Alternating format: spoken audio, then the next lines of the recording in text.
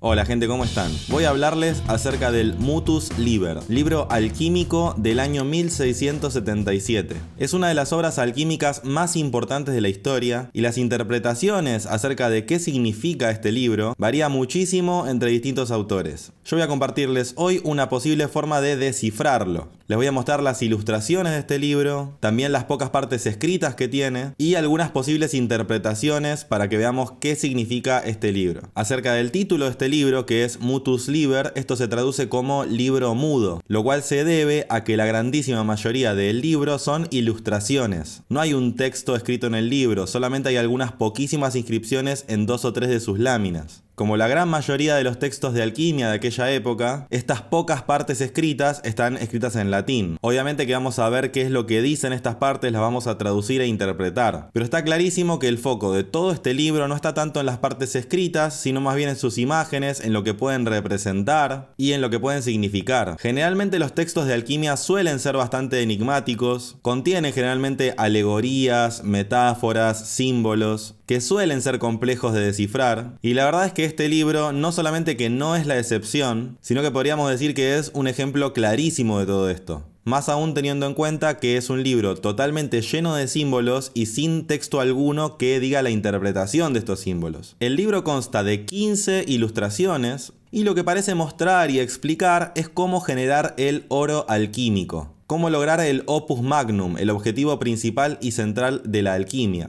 El procedimiento con el que lograr, por ejemplo, el elixir de la vida, la piedra filosofal o el oro filosofal. Lo cual, a nivel físico, podría significar la transformación de un elemento de la naturaleza en oro, así como también podría hablar acerca de la transformación espiritual que sucede en el alquimista. En este libro vamos a ver cuestiones tales como el uso del rocío, el rocío que queda sobre la tierra, y su uso como materia prima para generar el opus magnum. Vale la mención también de que este libro fue reeditado varias veces, sus imágenes fueron reversionadas, variando mínimos detalles. Pero esto lo que puede hacer es que tal vez las imágenes que vean en este video sean distintas con otras imágenes que encuentren de este mismo libro en internet o en algún libro que se haya impreso. Pero como les digo, esto se debe a que hay 2 o 3 versiones distintas de este libro y estilísticamente las imágenes varían un poco, pero como les digo, es mínima esta diferencia. También es interesante el nombre del autor de este libro, que se menciona como Altus, lo cual es más bien un seudónimo, con lo cual en realidad permanece todavía como un misterio quién fue el autor de este libro. Altus además puede traducirse como alto, elevado, profundo, el sabio, el grande, pero no da más pistas que eso. Una de las pocas primeras ediciones de este libro pertenecía a la colección de Carl Jung, quien estaba muy interesado en la simbología de este libro y de los demás textos de alquimia, y obviamente que lo utilizó como parte de la teoría psicológica que él fue desarrollando.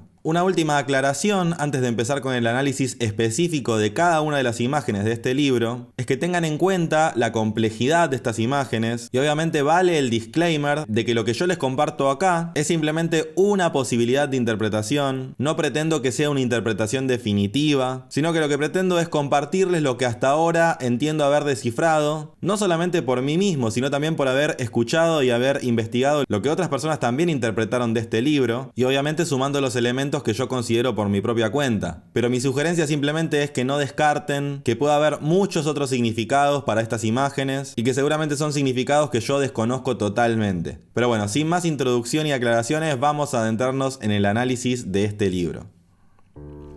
Esta es la primera imagen. Se puede ver en el centro de la escena una especie de corona de rosas espinosas, donde una de las rosas apunta hacia abajo y otra hacia el lector. La rosa, normalmente en la alquimia, simboliza al secreto alquímico, a la conjunción de opuestos. Es un elemento que se usa para simbolizar algo secreto. Se puede ver que esta escena sucede también de noche, lo cual también puede simbolizar que estamos viendo algo secreto. Vemos a 2 ángeles tocando una trompeta cada uno en una escalera que está de forma vertical. La escalera también suele representar las etapas del proceso alquímico. Y en este caso, también podría representar parte de una escena bíblica, la escalera de Jacob. Se puede ver a un personaje dormido sobre una piedra, lo cual también coincide perfectamente con la escena bíblica de Jacob quedándose dormido sobre una piedra y de esta forma entrando en contacto con lo divino a través de su sueño. En breve veremos otros datos que confirman esta posibilidad de interpretación. La traducción del texto que podemos ver en la imagen sería algo así: el libro mudo, en el que, sin embargo, toda la filosofía hermética está proporcionada en caracteres jeroglíficos sagrados, al Dios misericordísimo, 3 veces grande y el mejor, dedicado a los hijos del arte. El nombre de su autor es Altus. Esto del 3 veces grande puede relacionarse tanto con la Trinidad cristiana como a Hermes Trismegisto, el 3 veces grande, que es considerado como el primer alquimista de la humanidad. Además, debajo de este texto se pueden ver una seguidilla de números y letras que en primera instancia parecen no tener mucho sentido, pero investigando un poco podemos entender que en realidad son 3 referencias bíblicas, escritas en sentido inverso, es decir, al revés. Las primeras 2 deviniendo del Génesis y la última de Deuteronomio, donde los números se refieren a diferentes versículos. La primera de las referencias dice Génesis 28:11, directamente se conecta con la escena de la escalera de Jacob, que describe exactamente a esta escena. Literalmente esos versículos de la Biblia dicen: cuando llegó a cierto lugar, se detuvo para pasar la noche porque ya estaba anocheciendo. Tomó una piedra, la usó como almohada y se acostó a dormir en ese lugar. Allí soñó que había una escalinata apoyada en la tierra y cuyo extremo superior llegaba hasta el cielo. Por ella subían y bajaban los ángeles de Dios. No es necesario seguir leyendo ahora las otras referencias bíblicas que se muestran en esta página, pero esta es suficiente para mencionar la relación que hay entre la imagen y el versículo de la Biblia. A lo cual me atrevo a sumar que el significado de la piedra como sagrada también tiene relación directa con la interpretación alquímica de la piedra, que es la prima materia o materia prima, el elemento fundamental para la realización de la alquimia, y además la piedra sagrada como representación del magnum opus, el objetivo máximo de la alquimia. En la segunda imagen se puede ver que hay 2 representaciones distintas con una división, lo cual puede llegar a representar el principio hermético como arriba es abajo, como abajo es arriba, la relación entre macrocosmos y microcosmos. En la imagen superior vemos que está el Sol en el centro, 2 ángeles de pie sobre un océano y sostienen un huevo cósmico. Dentro del huevo se puede ver a Neptuno o Poseidón, acompañado por 2 personajes pequeños que vienen a simbolizar al oro y la plata, lo masculino y lo femenino, simbolizados con el sol y la luna. También se puede ver el pie de Poseidón sobre un animal acuático, que podría ser una especie de delfín, y todo este contexto tan acuático se relaciona con la fluidez mercurial alquímica, lo cual desde una visión junguiana también podría representar la conexión con lo inconsciente o lo desconocido. Abajo se pueden ver 2 personajes con su horno alquímico, ambos arrodillados, uno de los personajes estirando su mano para tocar al ángel, lo cual podría significar una conexión mística con lo sagrado, con lo elevado. La postura de ambos es como la de estar haciendo una especie de reverencia, rezo u oración. También es importante ver que hablamos de 2 ángeles y de 2 personajes, en ambos casos representando una unión entre lo opuesto, lo que en la alquimia se llama las bodas químicas, que se dan alquímicamente en la unión entre lo masculino y lo femenino. Por otro lado, vemos que el horno tiene 4 partes. Abajo una pequeña llama que representa el fuego, luego un embudo que puede representar al agua, luego otro recipiente como el que se ve en la parte superior, pero este está vacío. Aquí podría depositarse la materia prima del experimento. Esto podría representar a la tierra. Y arriba una pequeña chimenea que podría representar al aire. Todo este horno tiene también la forma de una pequeña torre, lo cual también podría representar la conexión de la tierra con el cielo. Podríamos aventurarnos a decir que se ve que este horno tiene la unión de los diferentes elementos, fuego, aire, agua y tierra, y a su vez que esté vacío el recipiente puede significar el inicio de este proceso alquímico. Esta es la tercera imagen del libro. Esta imagen parece mostrar una especie de mapa cosmológico de todo el libro. En el cielo aparece una figura divina, que parece ser Zeus o Júpiter, gobernando al cielo, que también contiene al sol y la luna. Podríamos decir que esa parte de la imagen es el plano celestial. Después, en el anillo externo que podemos ver, está la imagen de Juno o de Hera, quien suele estar representada con un pavo real, que también es un símbolo alquímico. También se puede ver en esta parte del anillo que del lado izquierdo está lleno de gaviotas que parecen estar en la parte intermedia entre lo superior y lo inferior, y en la parte inferior de este círculo al mar, y en el mar a una sirena. Este mar también podría representar las aguas mercuriales. En el siguiente anillo podemos ver algo que parece ser el mundo terrenal, porque vemos no solamente animales, casas, árboles y diversos elementos, sino además una oveja y un toro, ambos probablemente representando a los signos del zodíaco, Aries y Tauro, que son el primero y el segundo signo del zodíaco, con lo cual podríamos decir que se representa a la conexión entre los astros y la Tierra, y también tal vez a un momento específico del año que coincide con estos símbolos del zodíaco.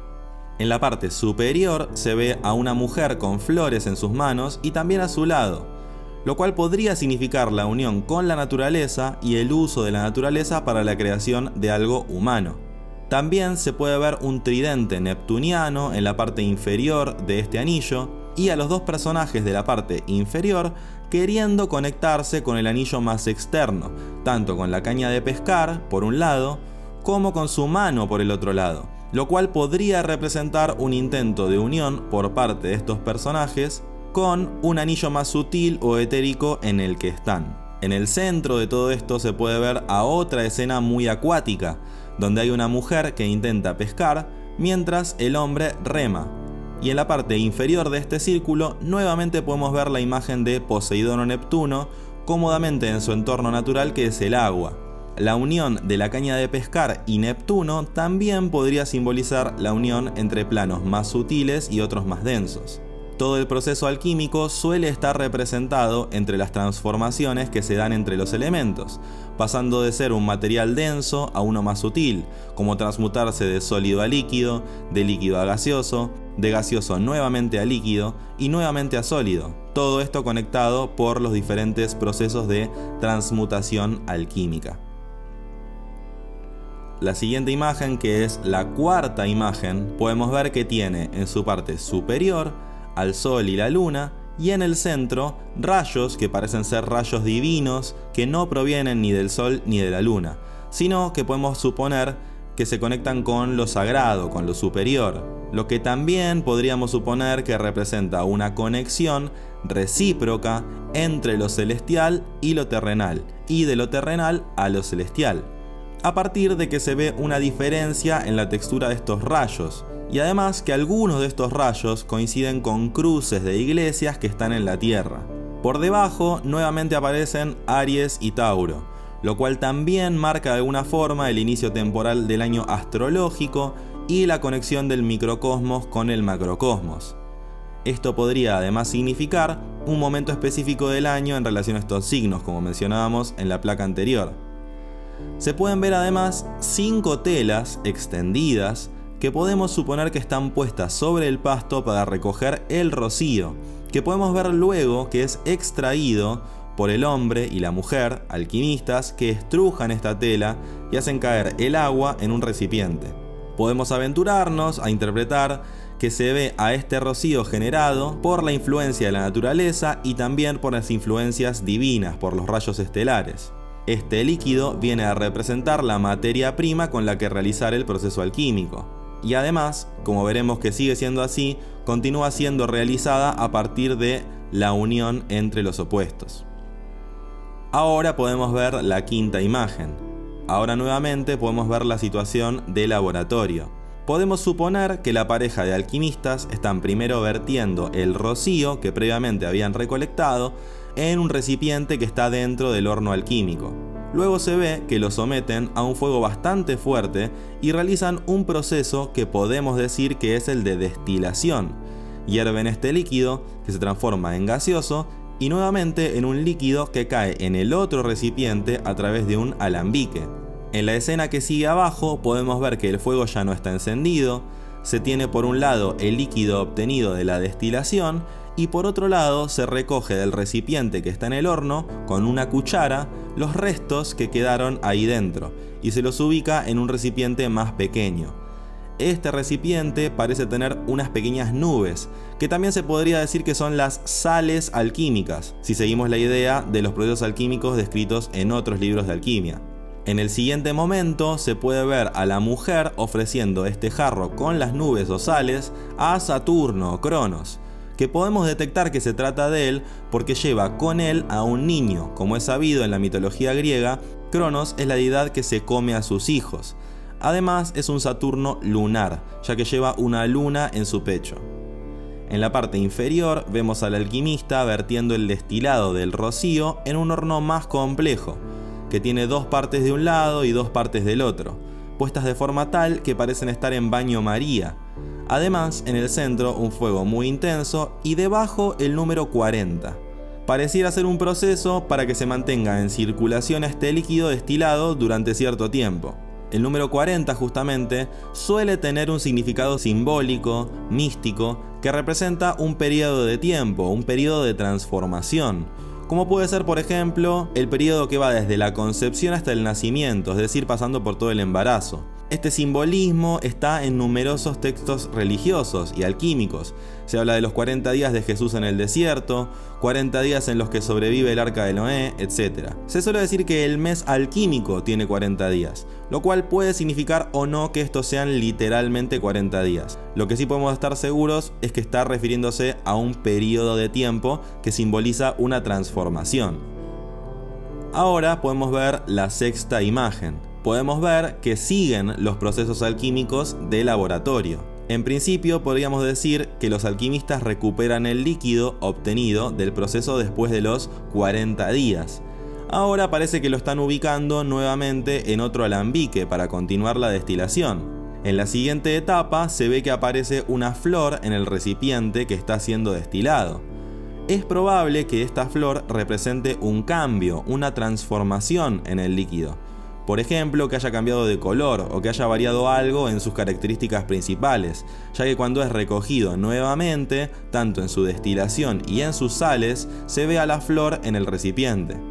Después, en la parte inferior, podemos ver que este recipiente con la flor es entregado a un personaje solar, podríamos decir que es una deidad solar, el dios Apolo. Esto podría significar que la sustancia se pone al sol, aunque claramente tampoco es algo que podríamos asegurar completamente. Luego en la siguiente etapa se ve que se está ubicando las sales nuevamente al fuego, lo cual también es parte del proceso alquímico, luego de sacarle la humedad que aún tuviera este resultado material, y esto se hace a través de ponerlo nuevamente en el fuego.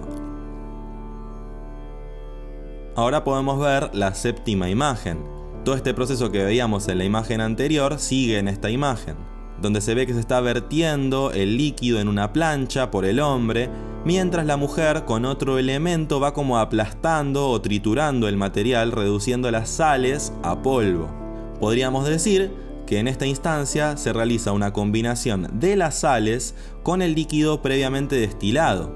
Esto es algo que suele hacerse en el proceso alquímico y que está descrito en numerosos textos de alquimia, donde luego de separarse a un elemento en un líquido destilado y por otro lado sus sales, estas dos partes se integran nuevamente para generar una especie de tintura madre o lo que ellos denominan una esencia espiritual, vital del elemento procesado. Se puede ver en la siguiente parte de la escena este proceso donde se combinan los elementos, se los ponen en un fuego fuerte y luego nuevamente se extrae el resultado con una cuchara para ubicarlo en un nuevo envase que esta vez tiene estrellas o cruces. En la tercera parte de esta lámina podemos ver que está nuevamente Saturno, esta vez primero sometido a un fuego extremo que de alguna forma lo transmuta, seguido por el mismo Saturno pero esta vez pasando por una especie de proceso de limpieza con un líquido, podemos decir que podría ser purificado. Y luego se lo ve de pie con una espada en su mano recibiendo el frasco con el extracto de estrellas que se lo da una mujer desnuda. Podríamos decir que esa mujer desnuda representa a la divinidad lunar, ya que tiene una luna en su frente, y que esté desnuda lo que viene a representar es su pureza. Pareciera que de alguna forma se llegó de todo este proceso a un punto muy importante, lo cual viene a ser de alguna forma confirmado en la siguiente lámina. La octava imagen es muy similar, extremadamente similar a la placa número 2, pero esta vez con algunas diferencias.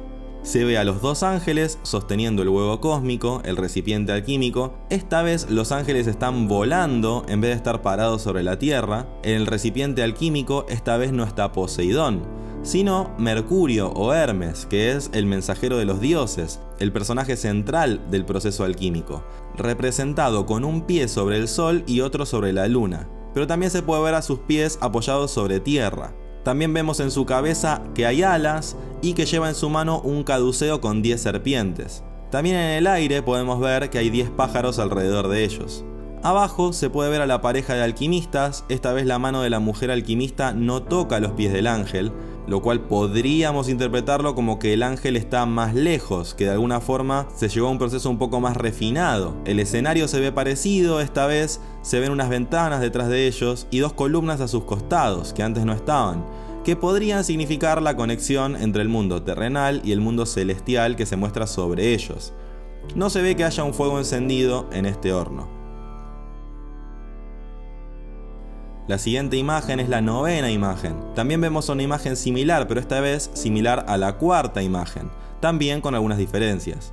El sol, la luna y los rayos estelares siguen casi igual que antes, conectando a la tierra con el cielo y también con las diversas construcciones humanas. Nuevamente vemos que están Aries y Tauro, lo cual podríamos suponer que representa un nuevo ciclo, tal vez el mismo proceso realizado al año siguiente. Y esta vez, en vez de telas estiradas para captar el rocío, vemos que hay 6 recipientes. Si comparamos el cielo con la cuarta imagen, podríamos interpretar que en este caso el cielo está más oscuro y probablemente lluvioso, lo cual daría la pauta de que estos recipientes son para recibir el agua que cae del cielo a través de la lluvia. Este proceso continúa en la parte inferior, donde se ve a la mujer alquimista vertiendo el líquido de los recipientes en un recipiente que sostiene el alquimista hombre. Pareciera que este líquido luego se lo entrega a Hermes, que ahora aparece parado sobre la tierra recibiendo este envase. Ahora podemos ver la décima imagen. En esta imagen vemos cómo continúa el proceso alquímico, donde se ubican los resultados de los 2 procesos mostrados previamente, lo cual se puede ver en un jarro con el símbolo de la estrella y el otro jarro con el símbolo de las flores. Ambos se distribuyen en partes iguales y se los ubica dentro de un nuevo recipiente. Este nuevo líquido parece ser utilizado en un nuevo proceso que podemos suponer que es un nuevo destilado. Se lo ubica luego en el horno alquímico, que ahora ya podemos ver que es más grande y tiene forma de torre. También podemos ver ahora, en la imagen inferior, a deidades que representan al sol y la luna en comunión, dándose la mano. Y a su lado el horno alquímico, cerrado. Curiosamente, al lado del horno se puede ver un grupo de círculos, que podríamos decir que es una versión pequeña, reducida, de la representación cosmológica completa que vimos en la lámina 3, lo cual vendría a representar que lo contenido en este horno es una representación fidedigna de todo el macrocosmos, una unión entre lo superior y lo inferior, todo perfectamente equilibrado. Curiosamente, en el suelo se ve el número 10 2 veces, cada una al lado de cada personaje. Esto podría significar, tal vez, que este proceso tiene que ser realizado 10 veces, aunque no es algo del todo claro. La imagen número 11 es casi idéntica a la imagen número 8, pero con algunas sutiles diferencias. El Mercurio que está dentro del huevo cósmico esta vez no está parado sobre tierra, sino directamente sobre el sol y la luna. Además, la imagen en general se la ve menos oscura y más clara. Estas 2 cuestiones podríamos interpretar que significan que ahora el contenido del recipiente está más perfeccionado, con menos impurezas que antes. Los alquimistas que aparecen abajo ya no tienen las columnas ni las cortinas que tenían previamente, pero sí aparecen 2 nuevas ventanas con forma circular, lo cual podría representar que la conexión entre lo interior del laboratorio y el exterior del laboratorio están más conectados que antes.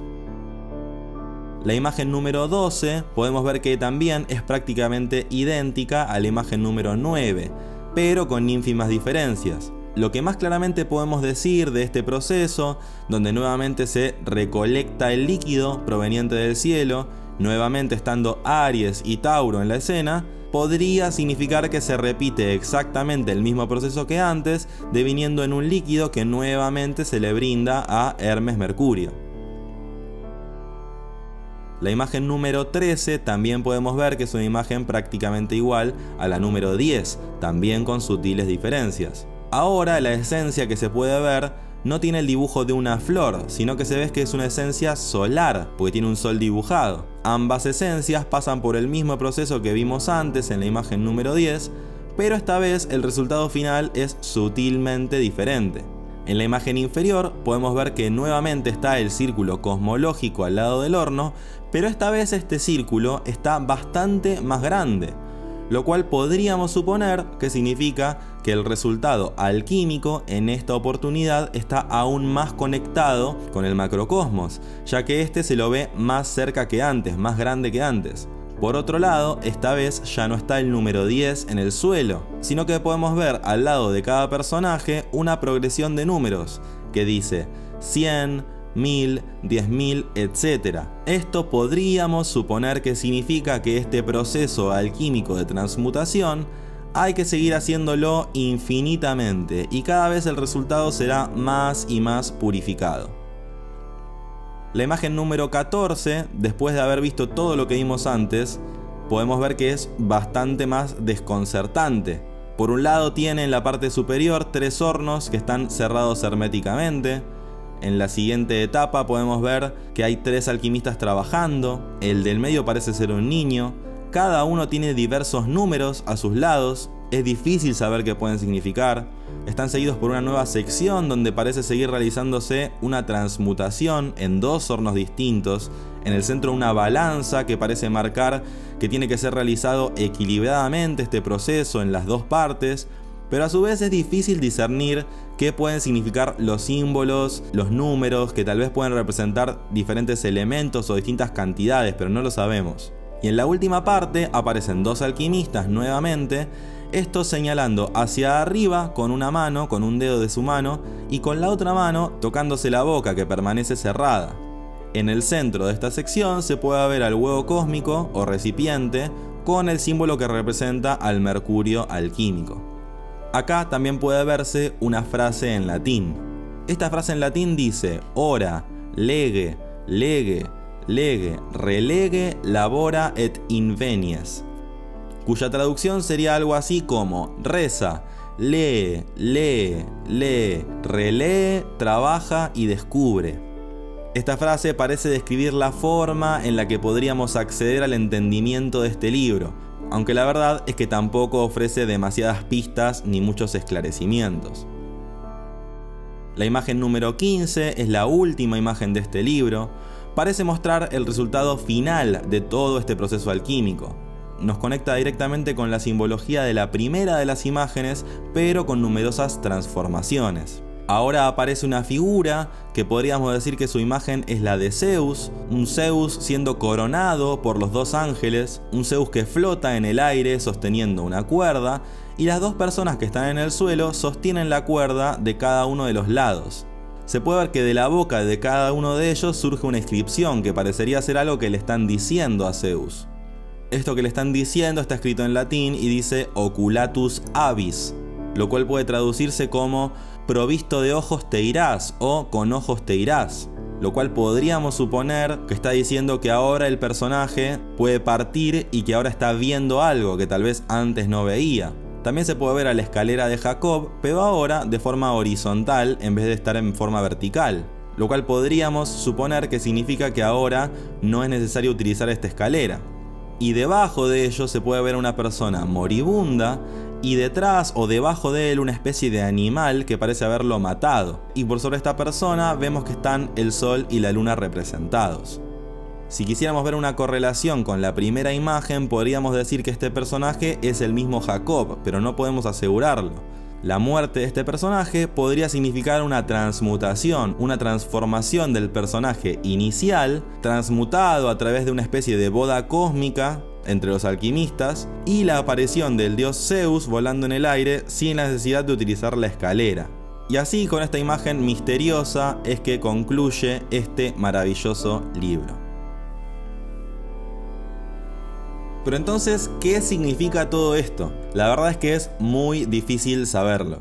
Por lo pronto, sin vergüenza y sin miedo, les puedo decir de mi parte que no sé con exactitud qué significa todo esto. Obviamente que se pueden sumar varias interpretaciones más. Por lo pronto vale mencionar que hay una visión académica de interpretación de muchos textos de alquimia que pone el foco y retoma de alguna forma el foco que había antiguamente en el aspecto más prequímico que tiene que ver con las experiencias materiales, con los experimentos en sí mismos. Entonces, cuando se interpretan este tipo de imágenes desde ese punto de vista, se tiende a hacer un foco principalmente en el experimento, en tratar de descifrar qué elementos se utilizaban, qué procesos químicos se realizan, a qué sustancias se llega como resultado, y etc. Y después suelen estar las interpretaciones más junguianas o post-junguianas, que son interpretaciones simbólicas de lo que psicológicamente o interiormente, espiritualmente, pueden representar estas diferentes escenas y símbolos. Es decir, todo el proceso de transmutación interior que sucede en el alquimista cuando va realizando cada uno de estos procesos. Lo que yo puedo especular es que probablemente este libro sea una combinación de ambas cosas. Si bien he investigado y visto que hay algunos intentos de recrear estos experimentos, y la verdad que son intentos impresionantes, vale decir que no es muy recomendable aventurarse en intentar replicar algunos de estos experimentos si no se tiene una certeza total de lo que se está haciendo, si no se tienen conocimientos de química muy específicos y si no se toman recaudos acordes a esta situación, a estos experimentos que se pueden hacer. Porque hablamos de cosas que son muy complejas verdaderamente y que además son potencialmente bastante peligrosas. Recordemos que era bastante común que a los alquimistas les sucediera que hubieran explosiones en sus laboratorios. Por otro lado, si quisiéramos analizarlo desde el punto de vista simbólico, como les decía antes, de una visión junguiana, podríamos ver una progresión muy clara a lo largo de todo este libro, donde se da este proceso de transmutación, este proceso de transformación, que Jung lo denomina el proceso de individuación, y que el mismo Jung dice que es un proceso que nunca concluye, que tal como el proceso alquímico lo sugiere, es un proceso que hay que seguir realizando infinitamente a lo largo de toda la vida. Y cada vez que uno lo va realizando todo este proceso, uno va profundizando cada vez más en la conexión con uno mismo, y a través de conectarnos con nosotros mismos, también nos conectamos con el macrocosmos. Hice un video que titulé Psicología y Alquimia, donde hablo específicamente de la interpretación junguiana de la alquimia, por lo menos una introducción a esta temática, donde hablo de este tema pero principalmente enfocándome en el texto que escribió Jung llamado de esta forma, Psicología y Alquimia, que desde ya los invito a verlo en caso de que les haya interesado este tema y que les interese comprender mejor los aspectos psicológicos y la interpretación simbólica que se hacen de todos estos elementos de la alquimia. Así que espero que les haya gustado este video, me encantaría saber cuál es su interpretación de este texto, de estas imágenes, de la simbología. ¿Qué les parece a ustedes? La verdad que me encantaría nutrir esta interpretación que hice con todo lo que ustedes puedan sumar, la verdad que sería espectacular. Cuéntenme además si les gustaría que siga compartiendo con ustedes interpretaciones de textos de alquimia. Además, cualquier sugerencia que se les ocurra a partir de este video, de ideas para nuevos videos, sus comentarios, lo que sea que quieran decirme, obviamente los leo en los comentarios. Si les gustó este video, los invito a poner me gusta en este video. Si todavía no se suscribieron, los invito a suscribirse a este canal. Y nos vemos en un próximo video de Salir del Laberinto.